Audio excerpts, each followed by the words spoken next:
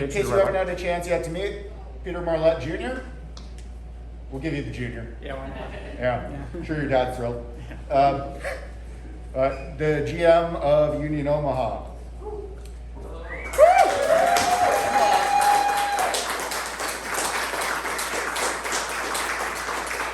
All right, we took some fan questions through our members only Facebook page. If you are a member and not a member of that page, make sure you request. If you're not a member, become one. It's free. All right, first question comes from Mr. Connor Hewson of Fremont, Nebraska. Do each of you see yourselves, well, unfortunately we don't have James here, as he is in the player bubble, because we have players. That's great. Do you see yourself with the club long term?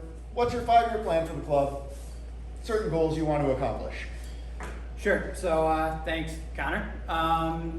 So of course I see myself here long term. This was the job when I left a really good job back in my hometown of Buffalo, New York, at an agency that was not gonna lie, it was paying well. I was having responsibilities I really liked. I was living a very good life. I left that job and brought my family, moved to Switzerland to get my master's in sports management for the sole purpose of getting and working towards a job like this. So, listen, I'm not gonna lie. I was thinking it was maybe a couple more years away when we made that trip, but I couldn't be happier about it. I'm loving the feel of this club. I'm loving the feel of Omaha so far. And I think we have a great staff in place. We need to build on it a little, but I think the foundation is there, and I'm thrilled to build with this club. So yeah, I do. And in terms of goals, I know this specifically asked 5-year plan. I'm going to go a little more short term here. I have 3 main goals. I want us to win the league and be competing to win the league. That's huge. The results matter, obviously. I want us to lead the league in attendance again, which, thanks to the people in this room, we did last season. So that's hugely important. And then on my personal side, on the side of my staff, I want us to start leading the league in revenue. We're very close on that, but we've got a gap to make up between some more established clubs. So that's a personal goal of mine here. So I think that covered it. Well, I got one more follow-up question from Connor. Are you going to be practicing with the team? I am. Jay's going to make that decision, but I'm 100% going to try to get out there a couple times, and we'll make sure to get some footage of my expected injury. Pickup. Yeah, anytime. Hold to do it. Stefan asks, what types of community engagement will involve the players and coaching staff? Clinics, clubs, festivals, etc. Yeah, so this answer is going to be no surprise to anybody here. COVID impacts this severely. Right now, the reason, as Luke mentioned, the reason that James isn't here is because he is in daily contact with the players, physical, close proximity contact, and we're basically treating him as a member of the playing and technical staff. He's in a bubble. So that's going to impact what we can do this year. We'll absolutely be doing virtual meet and greets, stuff like that, but we're going to have to see how this all develops and how COVID plays out before we can, I don't have to tell anyone in this room what happened last season, so we cannot risk that again. Which sports brands will be the outfitter for the team? He's heard Puma will become the league sponsor, but will Union Omaha remain with Nike? Yeah, so Puma is the league sponsor, but clubs are allowed to do what they want, and we are still under contract with Nike, and are looking forward to dropping our new kits shortly. Yeah.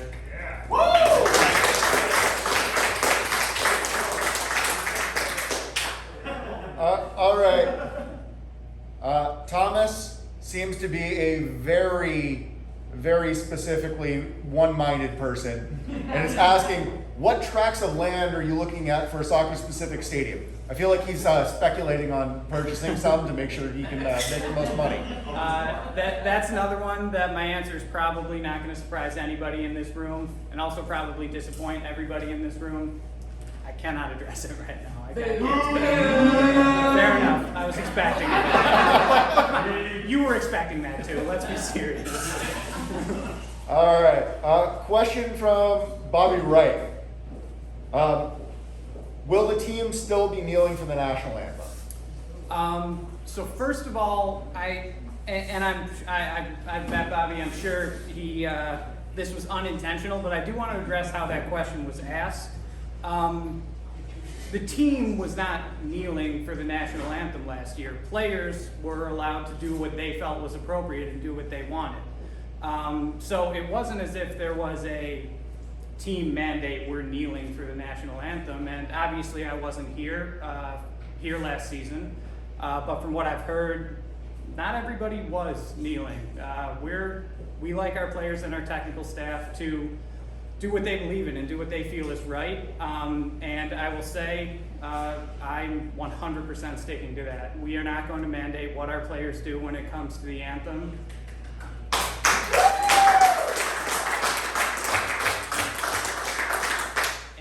And really, I understand that may disappoint, may even offend some people, but as a club, we've had a lot of internal conversations about that, and it's not something we're comfortable doing, and we believe our players have a right to express themselves in this matter however they want.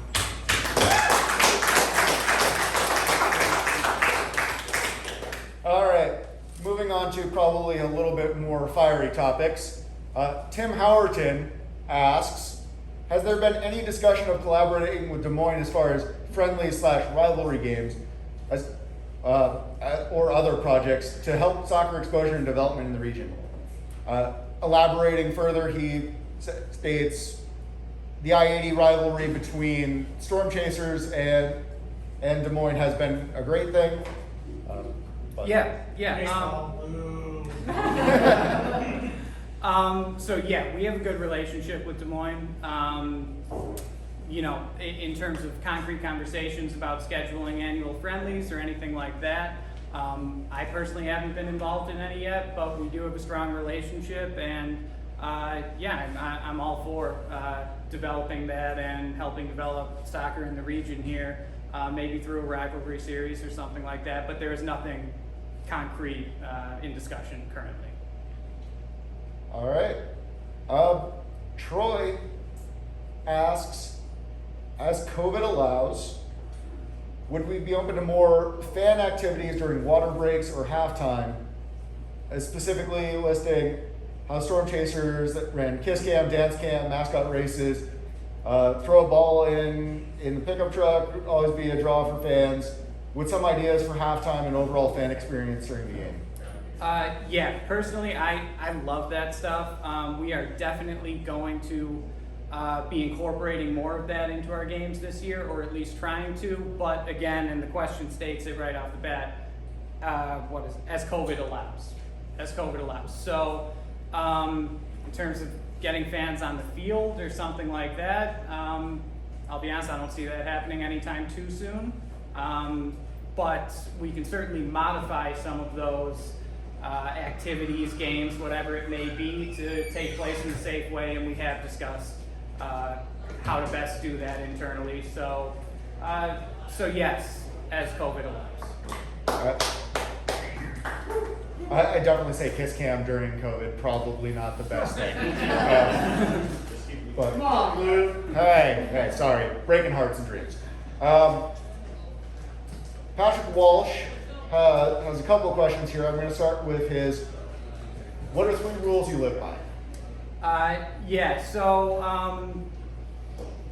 personally, I don't believe I have 3 rules that I live by. I will say though, and this was an important part during my interview process, I do have 3 rules that I want our staff to live by. And the first one of those is we will celebrate all wins. In this business, I've been in it, I know I look young and I am pretty young, but I have been in it for a while, and the fact is, I'll talk about the sales side first.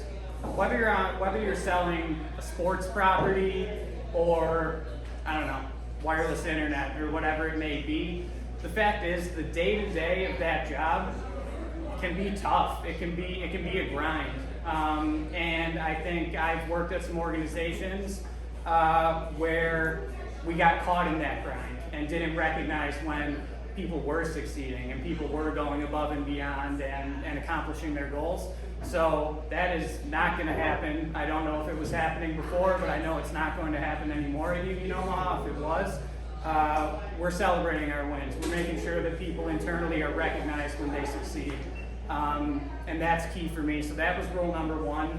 The second was we will learn from our losses. You guys have a good relationship with the team. You know we have a pretty young staff. Our front office is pretty young. Great experience there, but it's young. And the fact is, whether it's a mistake or whether it's a calculated bad call, I'm going to make some of them. The staff is going to make some of them.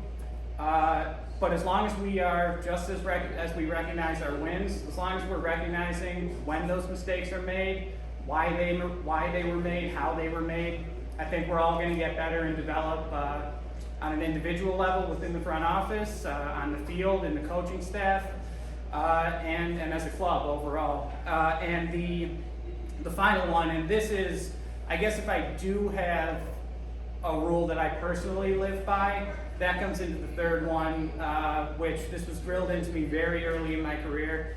If you say you're going to do something, you do it. So it's as simple as that. For some reason in the sports industry, and I don't know if it permeates other industries, but I kept hearing throughout my early career the phrase under promise, over deliver, and fine. But I've always hated that phrase. I don't want to under-promise anything. I don't want to over-promise anything either. I want to make calculated decisions about what we can do, and when we say we're going to do it, we will follow through on them. So those are our three staff rules, and I guess maybe my one rule to live by is that third one. All right.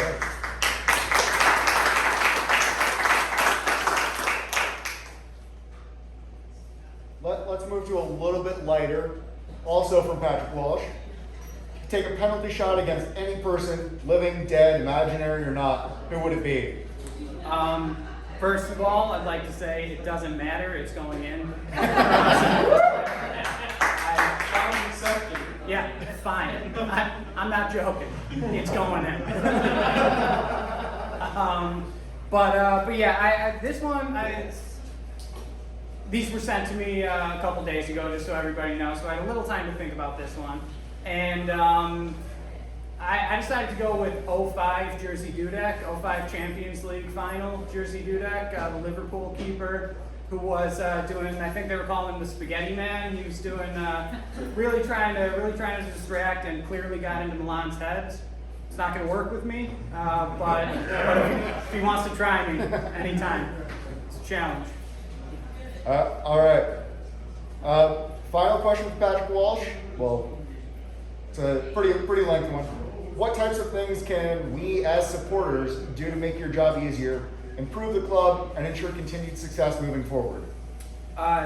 First of all, this is awesome. I want to, this is huge.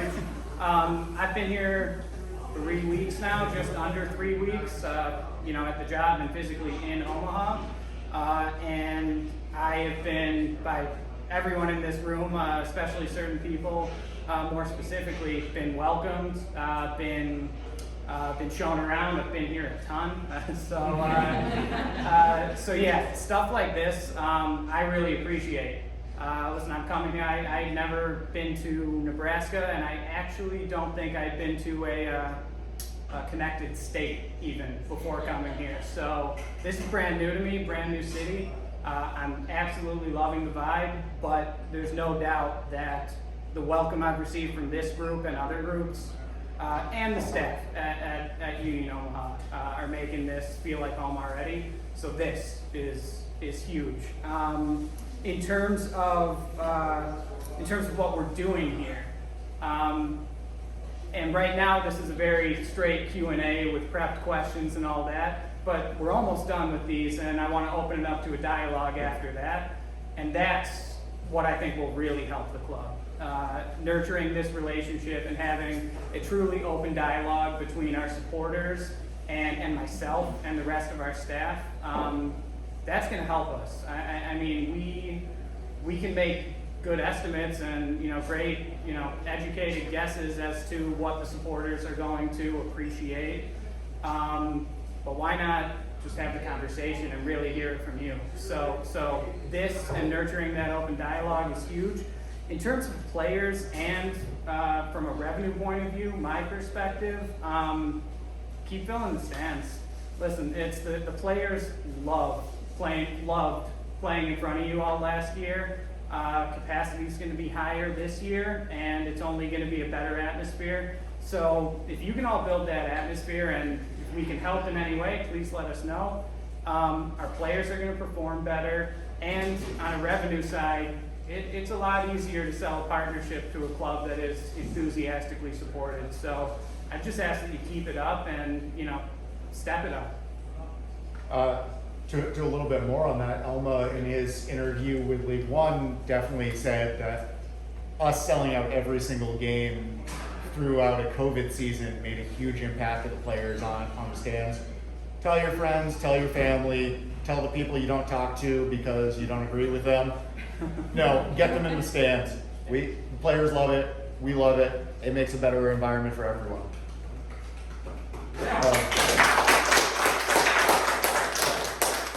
All right, taking it to your history.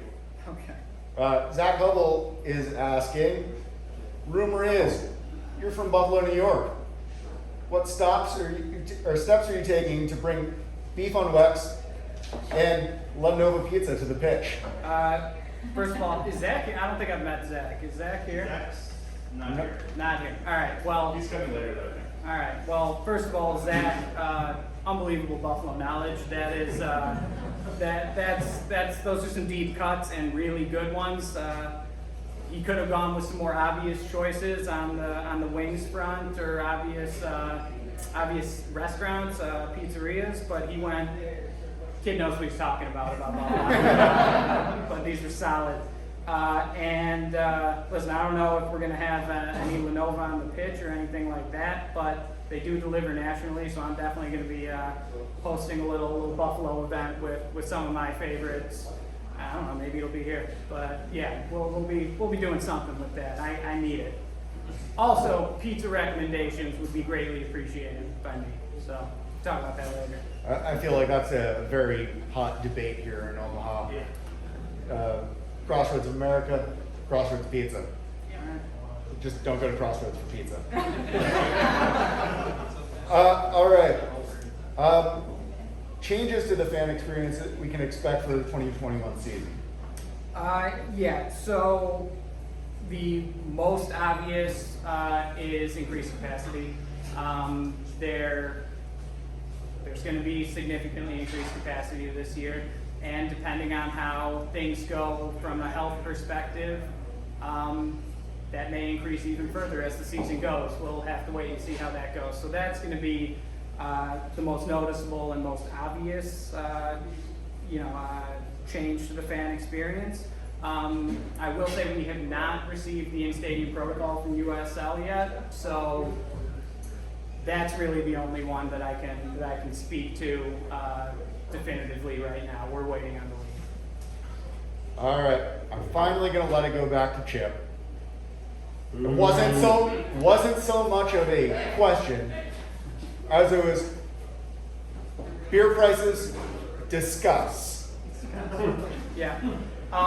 So I should give Luke a shout out here, Luke and Abby. When they were, was it yesterday? My days are getting long. 2 days. 2 days ago. Okay, yeah. When they were at the stadium 2 days ago and had a conversation with Lori and myself, Luke brought it up. So I want to make sure everyone's where your president is hearing you and working for you. It's another answer you're not going to be thrilled with, but should it be totally unexpected? I have nothing to do with that right now, and as Lori said, he doesn't really either, so I can't speak to it. I will say, I can't speak to price, but I will say in terms of locations, especially for around the berm, for supporters to purchase beer, drinks, wine, whatever it may be, we are going to be adjusting that and having some locations that are easily accessible from your, well, from the berm. I don't know where Passing the buck. I like it. All right. Abby asks, will there be a way to watch the preseason games? What's the best way for us to show the team our support for these if we're unable to? Yeah. So we are traveling for a large majority of our preseason. We are going to places that I would expect them to have some broadcast, whether it's Facebook Live, I don't know. But that will be on them. But we are going to some places that I would expect them to have some outlet for it. In terms of Union Omaha actually running a broadcast, I don't think we'll be doing that. No. Is Gary going to Phoenix? Because he'll just do it on Instagram. Yeah. What's that? Is Gary going to Phoenix? Because he'll just do it on Instagram. You know, I could tell you.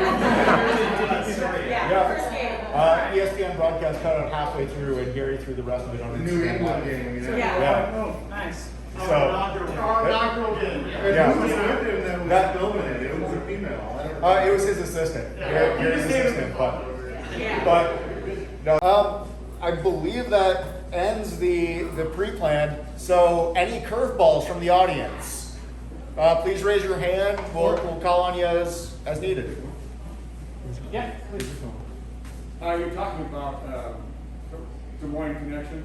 Any international preseason exhibitions, Mexican teams, your sister city that has their club has the same logo as Union Omaha. Yeah, we have a few connections down there. COVID complicates everything, but there are conversations. We'll see where they go. But yes, on a neutral site, I think in Orlando, for example. well, we absolutely, it is in our plans to have an international friendly. Whether or not it can happen this year, we don't know. Great question from Stefan. Anyone else? Clayton. Can you go into a little bit organizationally, your responsibilities versus James versus, I mean, Jay is, everything on the field and talent and everything, but like signings and things like that? Yeah, so James is now the director of soccer ops for those that aren't aware. So James is handling, he's doing a ton. He's handling everything that is, whether it's partnership, whether it is the forms that we have to submit to FIFA and the league for international transfers, the administrative tasks in terms of that. James is handling all of that. In terms of selecting our players and dictating how we play, listen, had Jay not done such a phenomenal job last year, maybe I would want to get a little more involved in it, but there's absolutely no reason to not trust Jay to put out a great product on the field. I don't know if any of you or all of you know my background, but I am a professionally licensed scout. I did play this game for a very long time. So Jay and I have a great mutual respect in terms of the game. And I have sent him some players or, sent him some CVs and stuff like that.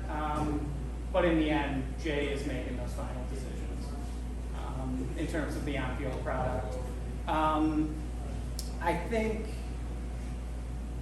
I don't know, if not the main role, certainly one of the main things that I was brought in to do is help drive the revenue of our club. Obviously, if your inaugural season is what last season was, despite you guys being in the stands for every game and us selling out every game, you take a financial hit.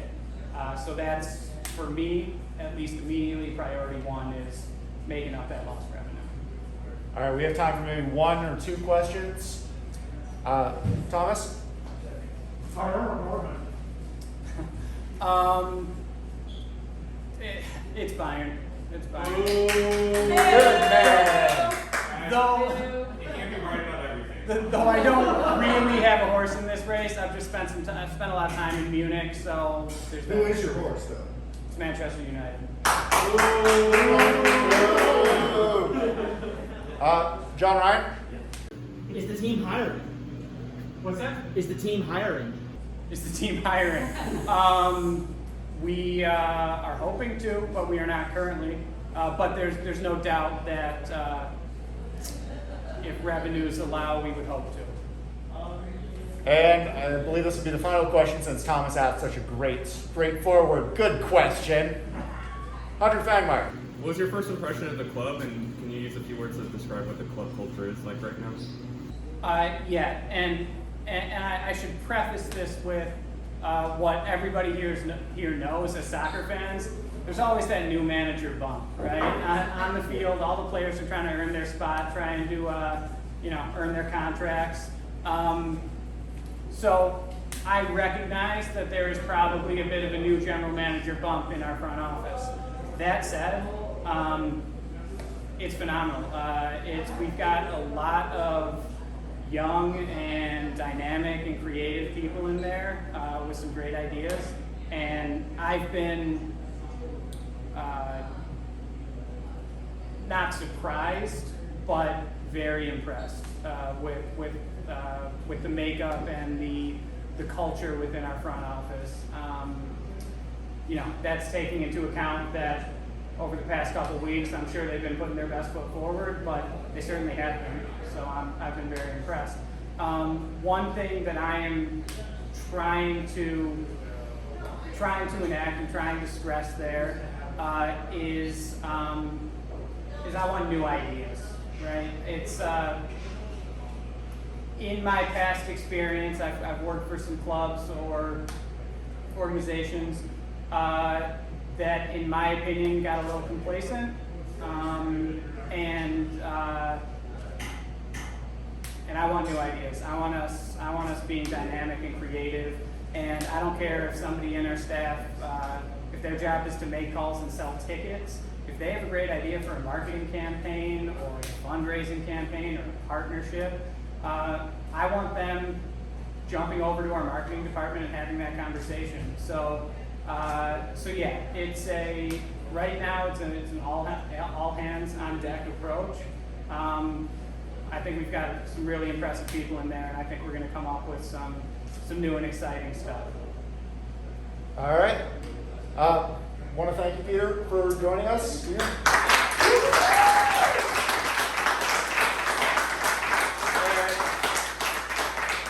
to everyone out there, if you have a friend, relative, someone you don't talk to anymore, get them to join, get them to come to a game.